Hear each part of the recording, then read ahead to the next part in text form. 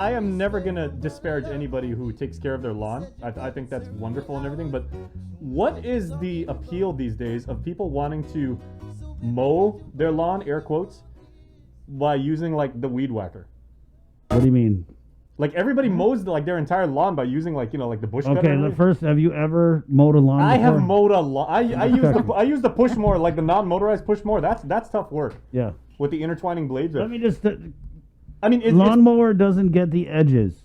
Okay, so the bush cutter, you can go into a lawn that can be mowed, and you could bush cut it, and then you could also manicure all the edges. I come from a landscaping background, guys. That's true. So it's for precision, basically. It's just basically what a mower can't catch, a bush cutter can, and a bush cutter can do the same thing that a mower can do. But are you willing to give up Say that 3 times. Yeah. Are you willing to give up 9 hours of your life to do that and what you could do with It's a... therapeutic, Jason. Can't catch, but a bush cutter can. It's therapeutic, Jay. I spend a lot of hours bush cutting, and let me tell you, there's nothing to do but think about things. Yeah, I used Over to that. know that.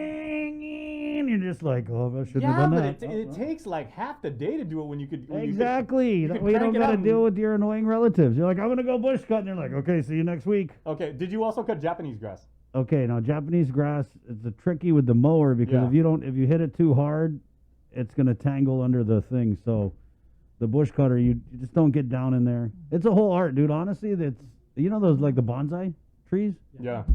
The bush cutting is a lot like that. I mean, you don't just go in there. It's an art form. But it's is about it- restraint. You don't just jam it down in there. Let's see what the LT prefers. He's a mower. Your riding mower? Riding mower. I never tried a riding mower. I always wanted to operate that, but honestly, if you want to know I probably should talk to Bert Johnson. I want to learn how to operate that excavator. I know this is way beyond your lawn care, but That's if I'm fun. going to operate heavy equipment, I want to operate that. That's a fun thing to do, to operate the excavator. Ooh, And you know I that- see a link on location in our Yeah. future. I'm going to be looking like Uncle Carl with a little hard hat. And they're mini ones too, so I thought, wow, this is even less dangerous. Maybe The Bobcat, yeah. We should do that. Welcome Yeah. back, Chris. Thank you, LT. I didn't know I was going to be talking about bush cutting this morning. Thank you, Jason. Yeah, you're welcome. Yeah. I'm here all week, But- as far as I know. Anytime Jason says, I have a burning question, prepare for some like totally random left field stuff. Yeah, but Jay, it's Says the guy who was talking about mayonnaise during the commercial I'm break just for 7 saying, straight if minutes. you mow a lawn with a lawnmower, like I said, you're not going to get the edges where it meets the concrete, so it's just easier to just bush cut the whole thing. Yeah, it takes longer, but you end up with a better cut. But it also depends on the kind of grass you have, That's true. right? Because most of our yards You also are have to weeds, protect your trees too, right? because Yeah. you might Well, you- end up. Well, you know how the kids these days, like on Instagram and on Snapchat, they always hashtag their stuff with like oddly satisfying. I swear, if you find like a big swath of like sakati and everything like that, and you just go through it with a bush, that's oddly satisfying. I'm telling you, it's therapeutic. Yep. There's nothing. I mean, when you get around, like LT is saying, the trees with your bush cutter, it's just like living on the edge. You're like, oh man, I don't know how many times I got my grandma's flower. Ooh boy. Oh. Risk. 8:25. Let's get into the Zoom room where Lieutenant Governor Josh Tenorio joins us for our Standing Tuesday. Good morning, LT. Good morning, everybody, and good morning, Guam. Where are we starting? What's the latest? I know you've got an update, probably on a ton of things. So go ahead. Actually, I know that they're expanding. Right now, I understand the line at Okudu very well. There's still a lot of capacity there, and of course, Southern starts tomorrow. But I think the big point this week is expanding the locations for the vaccination. And of course, we're ready and waiting for our January allotment of the vaccines. Where I understand we're estimating that to receive about 15,000 doses between the two companies or the two products. But we're going to try, and the governor and Art St. Augustine have made a request to up that number based on the demand that we see in the community. So I think that it'll just continue to be expanding. And this week, Department of Education and Public Health are sitting down to further refine their strategies for testing. Actually, they're doing testing this week, but then for also vaccination clinics to be run by Department of Education. Those are all sort of the things that we're trying to work on as we look to return to face next weekend. And as we look to a change to PCOR 2, I would tell you that we'll likely be able to get that done by at the end of the week. I know that that's the governor's discussion, and still optimistic about the cases, but we are closely identifying and looking at some of the cases and some of the areas that these folks have been to try and make sure that we don't leave ourselves open. So there's some work on that as well. Other than that, I think this week Governor made a decision not to attend the inauguration, which I think is probably a good decision. Right. I'm still, to be honest with you, every day when I wake up and at night, I'm still monitoring the situation in the states and thinking about what this all means for us and what the next few days are going to mean. It's I think I said it last week, right? It's the most dangerous time. And I had no idea that we'd really be in this place where the Capitol was under siege. And I'm just still bothered by that. But what do you think it means, though, LT, when you say you're looking at what it means to Guam and, our neck of the jungle? What does all that action on the Capitol mean so for us? really, it comes down to the stability of the government and trying to. It's puzzling how there could be such a security breach in the Capitol like that. Everybody's talking about that, and is it incompetence? Is it complicity? Is it misjudgment of the dangerous situation? But as days go by, I think we learn more things that clearly there were many instances where it could have been intercepted. But what I think it means, for me, just the volume of people that are willing to do that throughout the country means that there's a security issue, I think, that we have. So for me, what it means for Guam, it's stability, but also making sure that that our government, our civilian government, is going to be able to operate. And are we going to be in a new normal where we're going to be operating under duress? There's when we got we've been keeping in touch with some of the security briefings and the folks here, just trying to map it out so that we can make decisions about whether or not we participate. And there's even some of these radical groups that are against women. They in particular are targeting women leaders. There's others that in particular are targeting LGBTQ elected leaders. So it is cause for alarm. Do we have those elements on Guam? I'm not sure, but I know that there's a good portion of people that, based on social media that they've been consuming, extended family members, friends that you see on social media making some interesting comments. It's kind of surprising. It's surprising, right, LT? I was scrolling my Facebook feed, and a lot of people I didn't even know they had political views at all, and then to just see them kind of regurgitating a lot of stuff on both sides, I think it's really interesting. Even with this QAnon movement and that kind of stuff, and people subscribing to that, even within our realm here, on Guam, I'm seeing it. So it's a time, of course, to try and be unified, be on the same page, to do our work. But it's a time also to be aware of what's happening and how easily sometimes when we see these social media feeds or the craziness, we kind of ignore it, we laugh at it, but it's definitely not funny anymore because there are people that have been manipulated by this.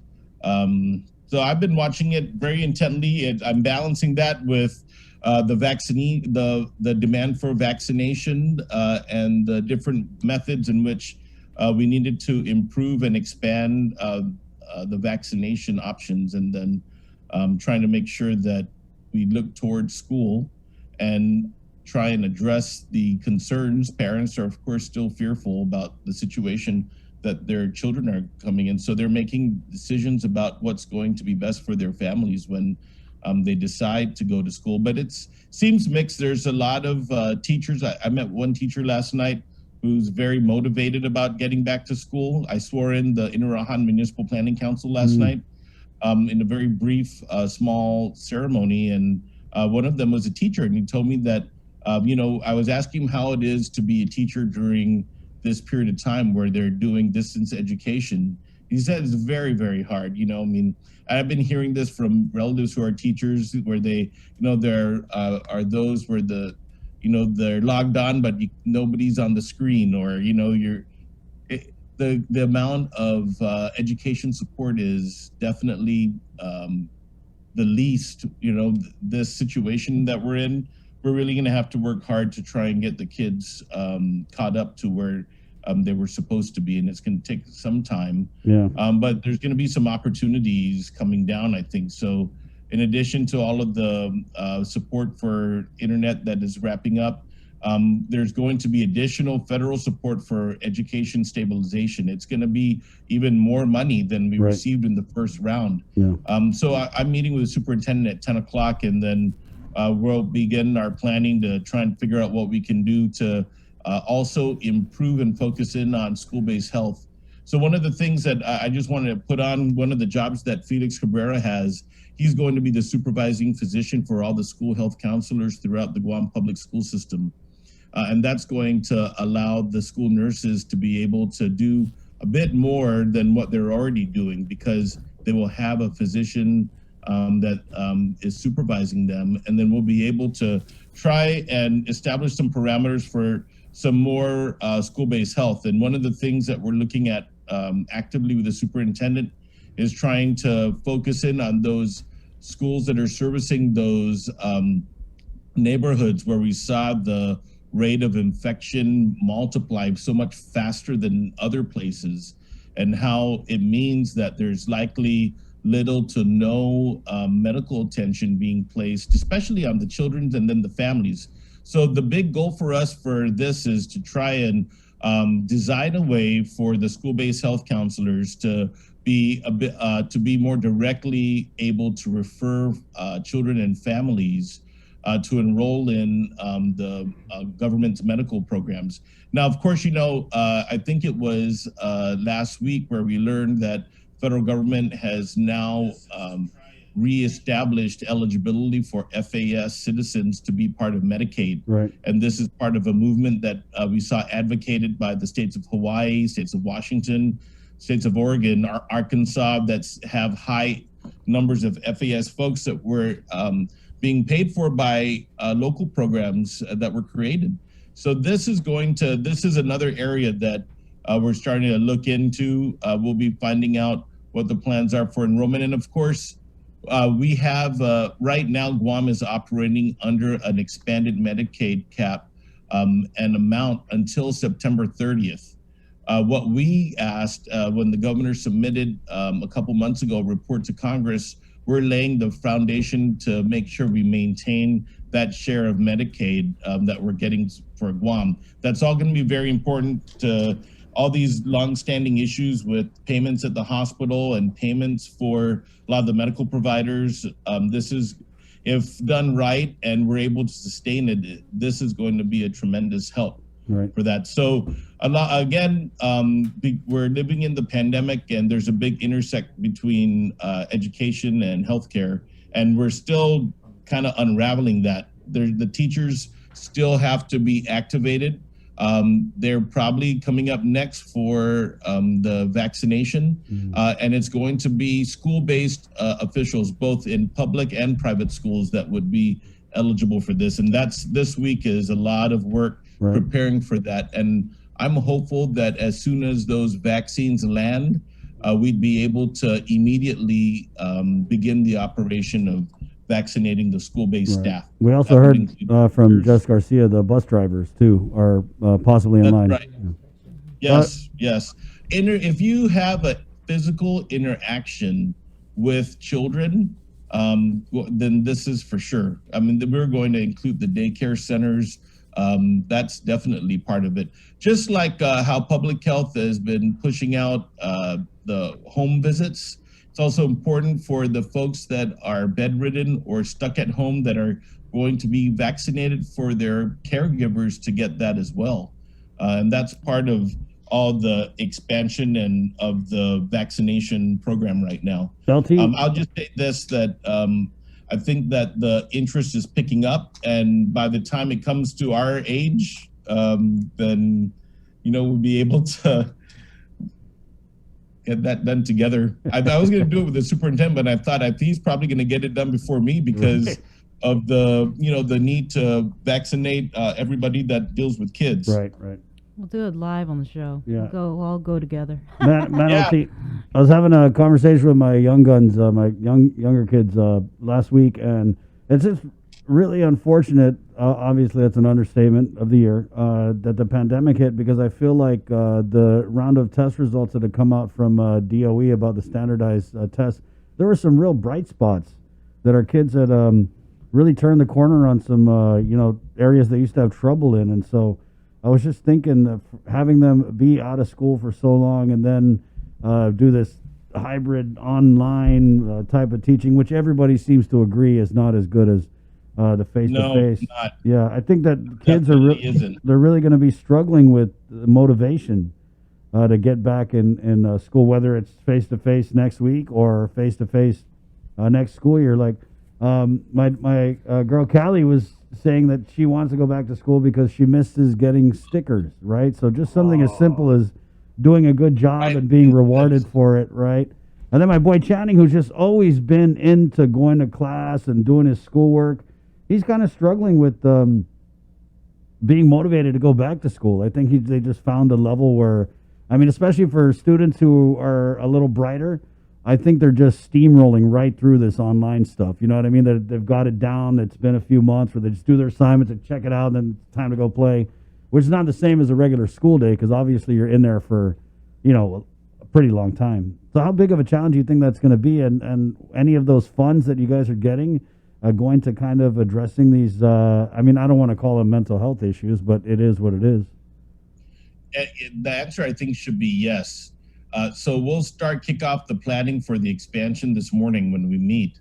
But I'm already thinking about how we need to be able to, how we should be able to staff these community learning centers that we're bringing up online, and perhaps have options for the summer for us to provide some in-person assistance, in-person instruction, face-to-face, and give that as options for the summer so that we can try and recover additional time. We're going to be able to study this in many ways, right? How we do things and what the impact is. I've been thinking that the impact of this pandemic on the world, and especially here in our community with the kids, is going to be longer. It's going to take some time, but I tell you, I'm not sure if you caught this a few months ago, but DOE, GCC, and UOG have launched a very multi-year, I think it's a 5 to 7 year study. It's called their longitudinal, I hope I'm pronouncing that, I might be wrong. Well, no one around here knows, so you're good. But good. what they're doing is they're able to track they're looking at factors that are helping student achievement, parental involvement, poverty, health, and they're going to track it for years. So we're going to know, but kind of like long term, what's going to happen and how we need to help. But in the short term, it's going to be providing the additional assistance at the homes, and I'm thinking that it's likely going to be expanding options for face-to-face assistance. It could be instruction, but what I'm thinking also is it's going to be homework assistance. It might be tutoring, and we're going to probably have to push this out to every village and have options. So I'm thinking that that's going to be the next phase. That's my thinking right now. We'll talk to the superintendent and figure out how we align, and then I'll start speaking with the private schools because this assistance will go to them as well. The objective here is to stabilize education as much as we can in this kind of environment. This meeting and this additional funding, are you talking about the $140 million in new relief funding? Yes. Okay. Yes. Yes. So it's going to be 110, I believe. I just found this out right before you came on. We came on, so it's going to be 110, I guess, over to DOE, and 33 million here with the under the governor's authority. So our agreement has always been to align what we're doing with the other education agencies and to try and figure out how to give them the tools to help. The other idea I have is whether or not we need to hire additional healthcare staff to help the teachers, certified nurse assistants, things like that. I mean, sorry, to help the nurses, because there a lot of the nurses are telling me that in addition to this pandemic, they're normally the ones that intercept or catch certain things, including CPS reports. A lot of the CPS complaints come from school. And I'll tell you this, the last month, I've been drilling down heavily on CPS and their numbers, and even getting DYA involved and their staff to help that group make sure that they catch up on their cases. And I think because there's a law and there haven't been home visitations, including in the school system. And I don't know if you caught that in that last executive order, we made it clear that social workers and human services folks go out. And there was a reason. Part of it was to get us to get into the homes to find the kids that are that haven't been signed up. And I think probably when you speak to the superintendent tomorrow, is going to give you some, it looks like that has worked and there's going to be some progress. But it also has to do with, these child welfare cases that have sort of been on hold, but the abuse likely is continued with the kids. So we have a lot of work to do to catch up. You saw that horrible case charged just the other day. Mm-hmm. There's a lot of kids that need the help. So there's different things too. I just, and this is sort of an intersect with the homelessness stuff. Up there at the Sister Bridget home in Barragata Heights, there is additional infrastructure that's being installed so that we can have adequate water pressure to get that operation moving. And I had the Director of Public Works meet with former First Lady Christine Calvo, who is leading the Regalu Foundation, who is our partner in getting that place up. And I just want to say I'm very grateful that she and her volunteers and Catholic Social Services in many ways are mobilizing to try and get that up. But that's not all we need. We need more options, as she noted when she was, the First Lady. So those are areas. I think a lot of work on children in the next. From this time to come, not only in the education side, but trying to provide for their safety. I have been having a hard time. I'm not feeling that good about the level of that. That so much time has passed, mm-hmm. and there have been so many kids in the child welfare system that have the operation has been sort of interrupted. And every time I've talked to church leaders and others, I've been asking them to recruit foster parents or consider expanding some of the programs and services that they have. Yeah, that was a very, you're talking about this Garrido woman. There was another case very similar to it, I think just a couple months before in Talafofo. Yes. I remember with the parents, and then there was a photo of them circulating next to a picture of a Lamborghini, which I thought was ironic. Yeah. But yeah, that's definitely something that, as we kind of pivot towards recovery, right? There's a lot of things that were stood down because of the pandemic, and I think it's a good priority. And even we just had DYA Director Melanie Brennan on last week, and she was talking about the reentry program that they're trying to stand up. So everybody's all working toward that goal to help our youth. And I just like talking about what's happening at DYA, because they're children, youth that have they've committed crimes, but they're trying to give them hope and get them on that track to a better life. So hopefully the lives that we could save, mm-hmm. as opposed to getting them in a pipeline over to DOC, which is definitely something that we need to try and prevent from happening. Yeah, no, I'm just grateful Lonnie's over there, and she's doing that stuff. But I do have to say that there's a lot more work she knows, and I know, because we've been doing this even at the court, that there's a tremendous amount of work that still needs to happen, and for us to try and step it up, because we are in a crisis situation because of the pandemic. But there are children that were in a crisis situation prior to the pandemic,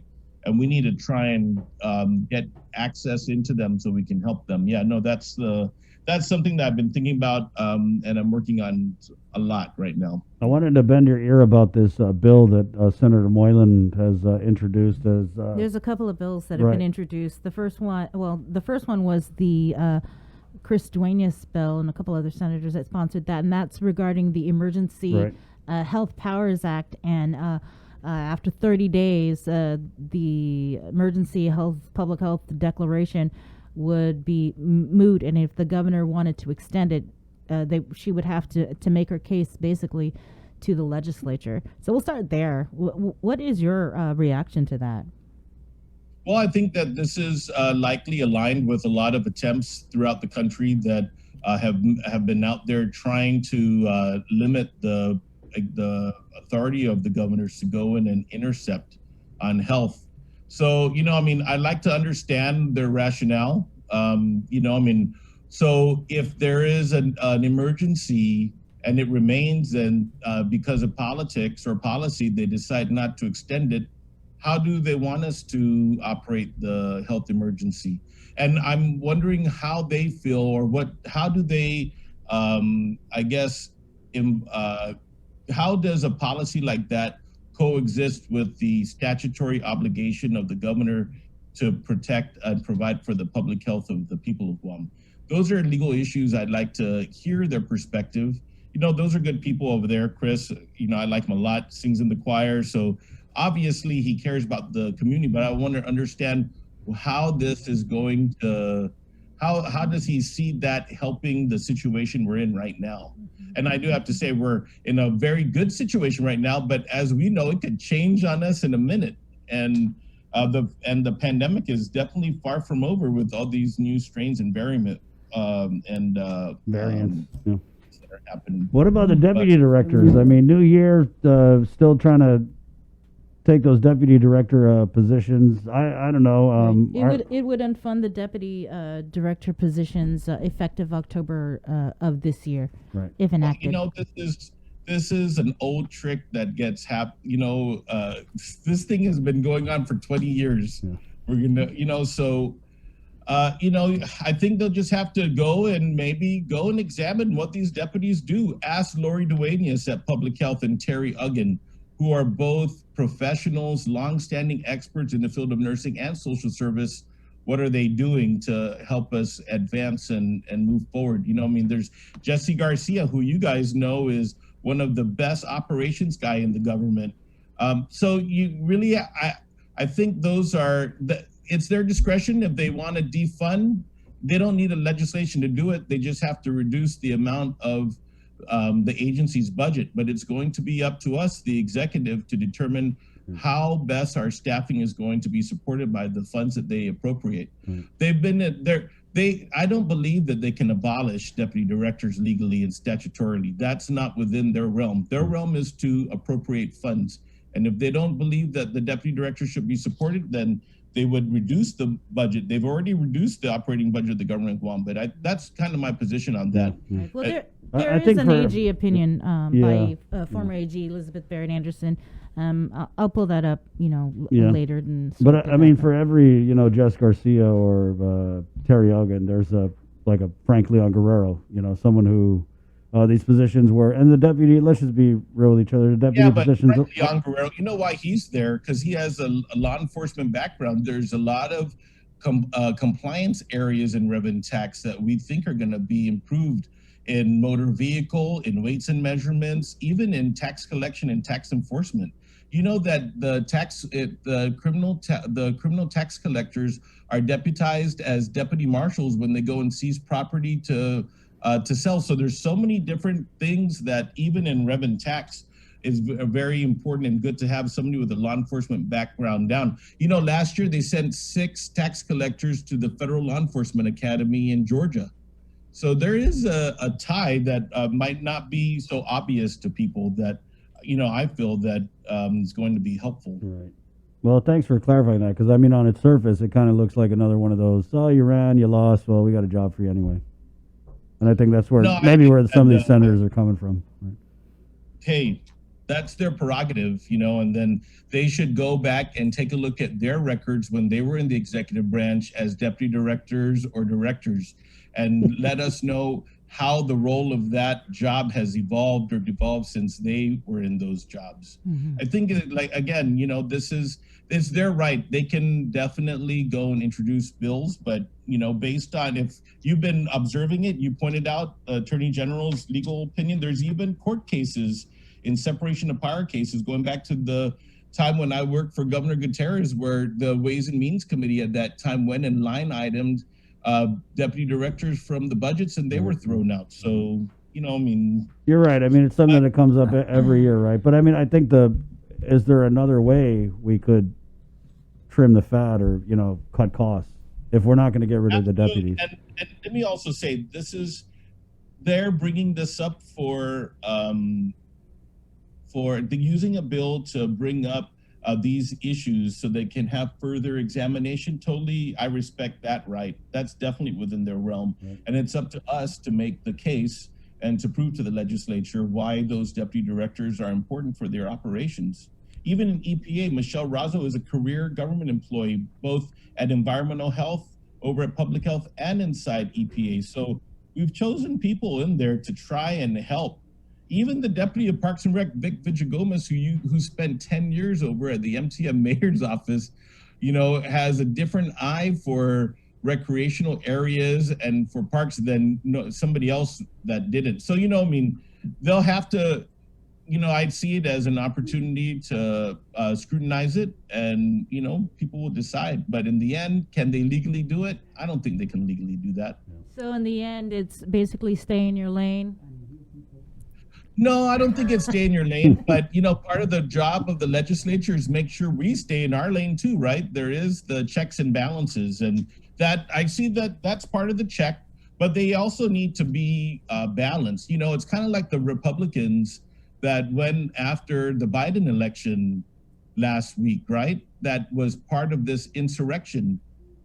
Did they have to do it? No. Did they want to do it? Yes, because it spoke to their political backers, and this is what I would say certain part of the population want to see. They don't want to see big government, or they don't want to see people that are in these positions. That's fair, but is it going to result in something? Not in this case. Yeah, and that's some of the things we have been hearing from the 36 is reorganization. We did have the speaker and the majority leader or whip, Talina Nelson, on, and they were talking about looking at cutting expenses, cutting luxuries in the government of Guam. And one of the examples they gave, Senator Nelson, was Gotnia revitalization, HRRA, right? Yeah, which we got to get Lassie on about that, because is the HRA a luxury, LT? I think that, I guess it's a priority. So if Hagåtña revitalization is not their priority, that's fine, but it's other people's priorities, right? Yeah. There is a need and a desire for us to try and get back into this capital and operate it much more than it already has because of the situation. In fact, the opportunity is coming up soon. The Army Corps is doing a remapping of the flood zone that's going to likely enable additional construction that could happen in the capital city. So, they'll have to make their decisions, and if they want to defund that, then it goes before the body, and then we'll take a look at it in the legislation. That's within their right. They do determine the priorities. Don't get me wrong. I'd love to get to the real dialogue, because it's like what happens is they say, "Oh, get rid of the deputies," and then you guys come back with, "That's not going to work. We have an opinion. We're not getting rid of any deputies." And then they say, "Oh, well, HRA is the luxury." And then you guys come back and say, "Oh, no, it's not." Right, but I think there's also maybe even an opinion at the AG's office on reorganization and who can and cannot reorganize the government. Because I just don't know how sustainable it's going to be to maintain this, work the number of people in the government of Guam. And I know they're people, they're not just numbers, but to maintain them in this economy that we're looking at for this year. So obviously something's got to be cut. And obviously that's true. And of course, the federal assistance is there to stabilize local and state and territorial governments and tribal governments. But we're going to have to do our work on the economic side to prepare for the return of tourists and for a boom. I'll just tell you, each time that we had SARS, we had the Asian economic crisis. Even each time we've had a serious event that caused a lot of pain for a short period of time, the rebound was excellent. And people that stayed, that are in the long term here, know that this is a good stable place. You see that yesterday with that Taiwan flight. You already see a lot of interest in Taiwan to expand the business and now social ties that there are. And then, I mean, let's face it, this is still, no matter what, when travel returns, being on a 3-hour flight from Tokyo to get some sun and in a safe place is always going to be worth good money. We just have to be able to track our way there. And of course, take advantage of and try and figure out and predict the new normals in travel. And there will always be new business opportunities with that. Did we catch up on Ohap? No, not yet. But I wanted to ask about just back to GDOE real quickly on the vaccine. Well, you said the vaccination's likely next week, but I wanted to ask on whether or not GDOE public schools will be offering up any sort of rapid testing for COVID. Yeah, no, that is our whole mission and intent. And I believe that the working plan, and of course, this is not finalized because there's the planners and the DOE folks are still refining it. The plan is to have rapid testing available at all times to school staff. Okay. DOE, even the private schools, those are all things that are and I think what they've been looking at is looking at having testing capacity within each of the 4 districts as part of their management. So yeah, that is the goal. That you should assume that, yes, it's just a matter of time. In fact, they're doing some training this week on testing right now. So everything is in order to get that done. Okay, so then OHAP. I know Sarah, I didn't get to listen in on the whole meeting last week, but she was talking about some sort of recommendation or plan that she was going to give to all the members, and then when you guys met again, you were going to, you discuss it. So what plan is this? Is this like a safety and security plan? She hasn't given it to us yet, but I understand her plan definitely is, and she's on the hunt looking for a better and a more appropriate facility that is going to be more conducive to children and families. Well, the Global Dorm doesn't have any outdoor spaces. It really is a motel that we've recovered to try and provide stabilization for the families there while they try and get into longer term places. But it's not something that we feel that building in particular is going to really meet the demands of what we believe there should be, because there should be areas for the children, including to support their education, and sometimes even to support childcare in order for these parents to stabilize, get classes, sometimes it might be get therapy and get addiction treatment, and sometimes just even basic getting the job. So she's looking at it from that way as an appropriate place, and she's out on the hunt right now as we continue this very, very discouraging saga of procurement. And I still optimistic. I just got to ask, because I know Sarah's got a wealth of experience, and she's going to be heading OHAP now.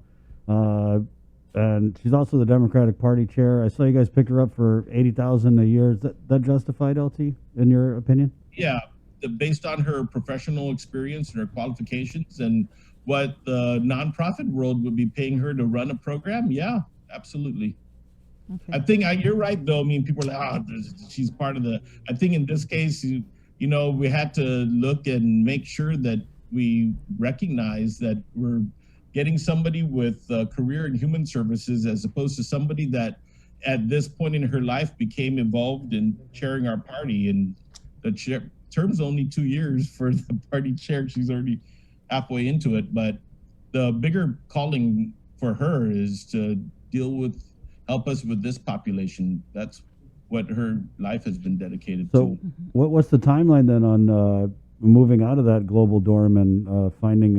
I mean, this could easily stretch into months, like we saw last year, right? It could. I don't know what the timeline is. For me, the timeline is yesterday. Meaning that at the soonest, and in compliance with all the government rules in trying to acquire a facility. But we'd like to get them at the soonest. What- Oh, go ahead. I'm sorry. When you were last on, you mentioned that riot that had occurred over at the global dorms, and we heard it was a mix of some minors that possibly were residing at global dorms, and then kids from the neighborhood.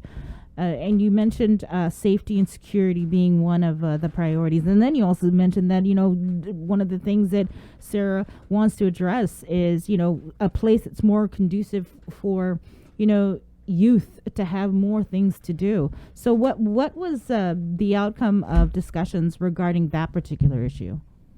That's ongoing right now. That's why I'm saying that's what I mean when she's out on the hunt, trying to identify best options. And of course, there's other things moving at the same time in terms of we're also trying to, the National Guard and Public Works are trying to repair some units that the Guam Housing Corporation has that normally could be used for emergency housing, especially for fire victims. We still have 3 rooms up there that are filled with victims of fire that lost their home. So that's part of it, trying to get them a stable place to call home for now as we stabilize their lives. Where is the OHAP office going to be located? Yeah, so the OHAP office is supposed to be, and we're waiting, it's supposed to be right upstairs from the Mayor's Council in Agana. But their contract for rental is still pending, so we can't get in yet. They're the ones, basically, if you remember, this OHAP is supposed to be under the Mayor's Council, and the Mayor's Council said, listen, it needs to be elevated. But they had renewed their lease and put in additional space for the OHAP. And so we told them that we would definitely want to be there because there's 2 things going. There's also an investment that we're lining up to make with the mayor's offices to give them a case management system so they can track all our residents when they give how you have to get verifications of residents in order for some of the entitlement programs for Guam ID. So the idea is to try and get that, and we can also use the mayors to certify the homeless within their village. And so it makes sense that we would be near the Mayor's Council just to try and make sure that we respond to their referrals very fast. Hey, what's up with the old legislature building? We had Shannon from the Ethics Commission on yesterday, and if you could just maybe a reaction to the news that she had that we're still several months away, and I mean, I know it's been a couple of years since you guys are sworn in, several months away from being able to stand up, people being able to file those ethics complaints. And then she said that they're also out of an office now. I know that there had been talks to put him at that old legislature building. Are you aware of any updates with that? I need to get an update on it. It's the first time I heard that they're out of office, because I thought that they were supposed to, at least in the startup, be with the Civil Service Commission. And so that was part of it. But as I understand it, that building, I think maybe 90% of it is going to be with public health. DS is right next door. They have over at the Turlahi building. There's a bunch of public health offices there. So I believe that's where they're headed. Which sections, I'm not sure. I haven't received a back brief on that yet, but I'll find out definitely. Okay. But as I understand it, it's going to be for public health, except for vital statistics, because Agana is in the floodway, and it's not a good idea to put your important records in the flood zone, I guess, and that it's near the coast, so it's not smart. But yeah, for the most part, I understand it's going to be public health. And then lastly, I wanted to ask about, I know that we had Chief Ignacio on, and we're getting Sarge Tapao on a little bit, but he had said that he was going to be meeting with FSM community leaders to talk about increased crystal meth usage in that community and some of the things that are alarming him and raising the department's eyebrows. What are your thoughts on that? Well, I would be very alarmed. Definitely. I'll listen to what Paul says and talk to the chief. I haven't had a chance to talk to him about that. But if they're already picking that up and they're seeing it noticeably in their arrests, then it's methamphetamine has been one of the biggest enemies of our community, right, for 30 years. So having this get into this minority community where they already have a lot of challenges with poverty and with involvement in the criminal system, it's not a good thing. So yeah, I'll do my part to help on that part. Expanding access to drug treatment, drug rehab, drug programming, that's where it is. And I know that when I was at the court, some of the coursework for folks that were battling, at least on the alcohol front, were translated into Chuukese. And so using Chuukese as the dominant language to help, and I think recruiting police officers that are Chuukese speaking is another area that's going to help try and get alternate paths and help us reach that community. Those are all things I would say. Yeah. When you see a minority community with that much involvement in the justice system, then it requires a response that's balanced with the law enforcement response, but also goes into the community. And so I think this is where, Paul's done a lot of work with some of the groups with sports, right? GPD has, they have basketball camps, all sorts of stuff that with Manyetlu, that's how we get out of it. And I think how we're recovering sports fields in this year, that's going to help, I think, with places for folks to go. Just real quick, LT, we had a comment. Is there an update on the women's treatment center? Yeah, you know what? It's supposed to, I need to find out from Ray Tapasnia. There was supposed to be a groundbreaking, and that groundbreaking was postponed. So I need to find out what's going on. Is that with the applicant or with the permitting? I know at one point there was a permitting issue a while back, but I'll find out. I'm interested in getting that off the ground very much. Okay, LT. Thank you for your time. Just again, right, P Court 2 by the end of this week. I'm forecasting that. I would think that maybe by Friday we would do that. We haven't. That's not a final. Things can always change, but based on how we've been managing this in the last few months, I would think that Friday might be the time. Should we anticipate bars being allowed open? Not by Friday, but I think but I think it's very possible that there'll be maybe additional occupancy the governor's looking at for some places. So we'll see. Okay. Still under discussion. Thank you, LT. All right, thanks. Good morning, Be Paul. safe. All right, and we'll just take a quick break, but just kind of wanted to add on to what we were discussing with the FSM community. I think what's really alarming is what I think it really shows is there's just so much meth on Guam that the price has dropped so low that there's a whole new cross section of the community that can now afford, if you will,